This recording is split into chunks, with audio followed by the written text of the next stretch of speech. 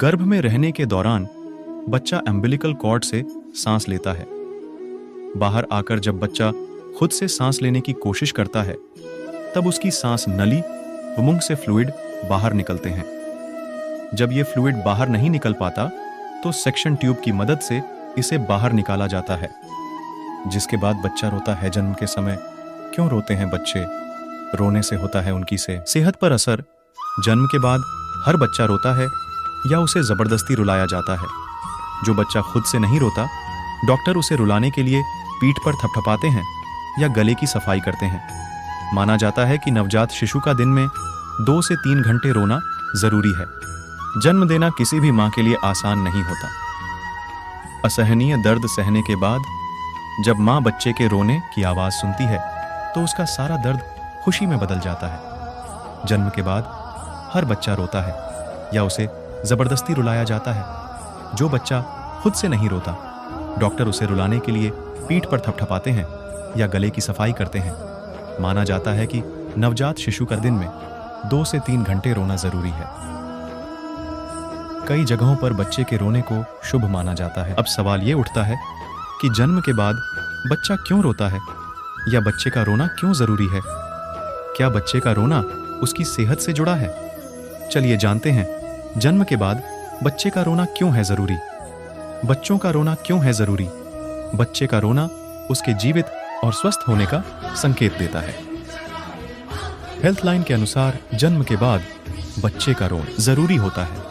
इससे उसके स्वस्थ होने का पता चलता है। इसे फर्स्ट क्राई के नाम से जाना जाता है।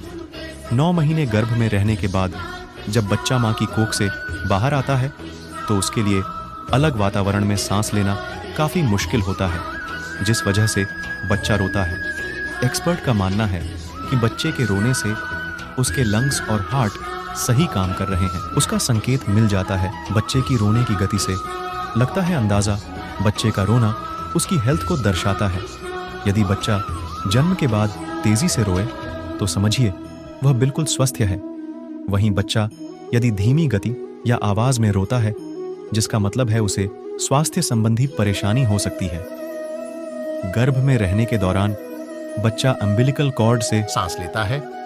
बाहर आकर जब बच्चा खुद से सांस लेने की कोशिश करता है, तब उसकी सांस नली व मुंह से फ्लूइड बाहर निकलते हैं। जब ये फ्लूइड बाहर नहीं निकल पाता, तो सक्शन ट्यूब की मदद से इसे बाहर निकाला जाता है, जिसके बाद बच्चा रोता है।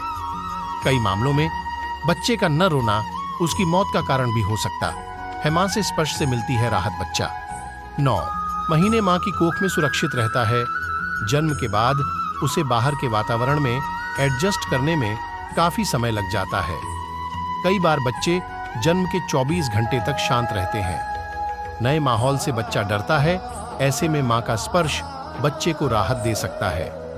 यही वजह है कि जन्म के बाद सबसे पहले बच्चे को मां के हाथों में दिया जाता है। तभी मां पहला ब्रेस्ट फीड कराती है, जो कि बच्चे को ताकत देता है और इम्यूनिटी बूस्ट करने का काम करता है।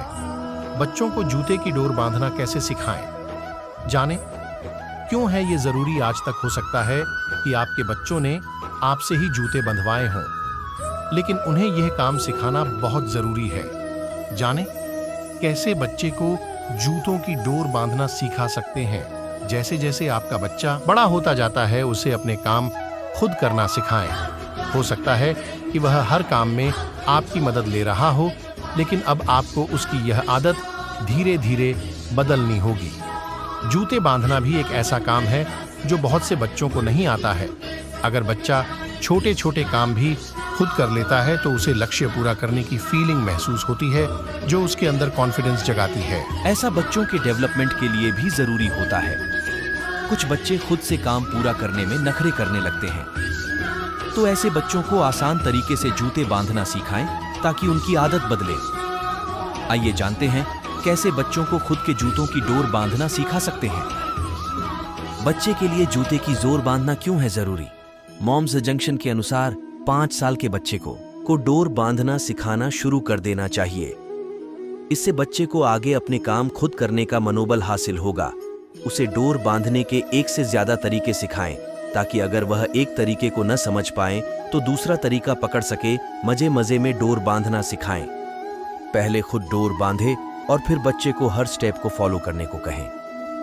उन जगहों पर निशान लगा दें जहां से डोर को मोड़ना या फिर बांधना है।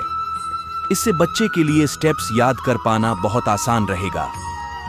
पूरी प्रक्रिया के स्टेप्स की एक कविता बना सकते हैं जिससे बच्चे को याद रह सके। बार बार प्रैक्टिस करने को जरूर बोलें ताकि अगर वह सीख जाए तो उसे यह लंबे समय तक याद रह सके।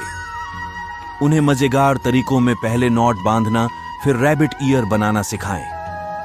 उसके बाद डोर को रैप करना, बनी ईयर बनाना और व्हिस्कर्स जैसे स्टेप्स भी सिखा दें। हो सकता है बच्चा थोड़ा समय ले, पर अगर शांति से सिखाएंगे तो वह जरूर सीखेगा। वीडियो को लाइक करके चैनल को सब्सक्राइब करना बिल्कुल ही ना भूलें। वीडियो देखने के लिए धन्यवाद।